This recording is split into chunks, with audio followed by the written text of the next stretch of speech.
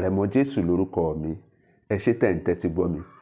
Ẹ kú kalẹ̀ gbogbo àwọn ọmọ káàárọ̀ oòjíire, àwọn ọmọ Yorùbá lápapọ̀. Àwa náà ni mo wá láti wá bá wa sọ̀rọ̀ kékeré díẹ̀ ní pápápá láì gbà wá ní àkókò. Àkọ́kọ́ mo kí gbogbo àwa oníṣẹ̀ṣe wípé a kú ọdún, a kú ìyèdún, ẹ̀mí wa ṣọ̀pọ̀ ẹ̀ láyé. A ti ṣọdún tẹ́lẹ̀ yìí, tọdún tó ń bọ̀ lágbára Ọlọ́run ọba mi. A ṣojú ẹ̀mí mi àti ẹ̀yin nínú ọlá, nínú àlàáfíà. Mi ò ní gbà wá lákòókò. Ẹ kú kalẹ̀. Ẹ wá nǹkan fìdílé tàbí kẹ́ fìdílé nǹkan. Èmi ọmọ yín náà ni Àrẹ̀mọ Jésù. Àbúrò yín, ẹbí yín, ará yín, ẹ̀gbọ́n yín, torí pé àìkéré ká má jẹ nìkan lọ. Àrẹ̀mọ Jésù náà ni ọmọ ojúkòbó rẹ̀, ọmọ gbilẹ̀gbọ́ lọ́mọ gbólágbóre. Èmi náà lọ́mọ báńta ní ìlú Ìjẹ̀bú Òde. Bẹ́ẹ̀ tí mọ̀ wípé ọmọ kì í nílé ìyá kó má nílé, ọmọ kì í nílé bàbá kó má nílé ìyá, ẹnu mi àgò. Èmi lọ́mọ olówó òdùrú, ọmọ ajífepé ṣeré.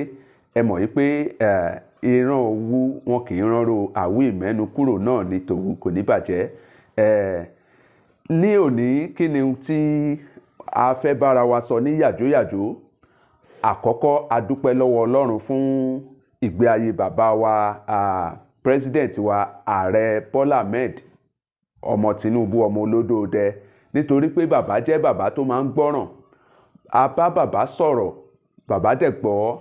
Bẹ́ẹ̀ ni a bẹ̀ bàbá wípé kí wọ́n jọ̀ọ́ kí wọ́n gbé embargo kúrò lórí ọ̀rọ̀ Chief Sunday Adéyẹmọ Ìgbòho Òòṣà.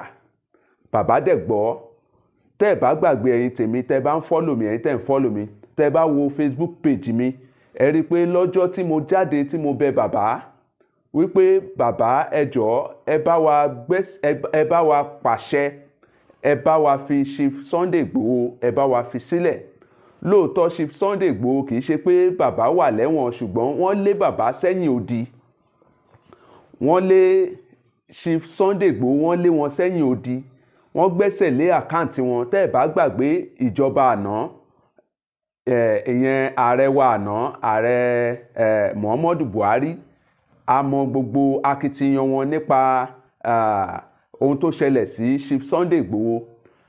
Tẹ́ ẹ bá gbàgbé, ẹ rí wípé wọ́n mú ilé Chief Sunday Ìgbòho, wọ́n lọ bọ́ọ̀sì ẹ̀. Allegedly ni o, ó tiẹ̀ ti kúrò allegedly. Ohun tí gbogbo wa rí ni, ohun tí gbogbo wa rí ni nípa ohun tó ṣẹlẹ̀ tí wọ́n fi lọ pa èèyàn méjì sílé Chief Dr. Sunday Ìgbòho. Àwọn DSS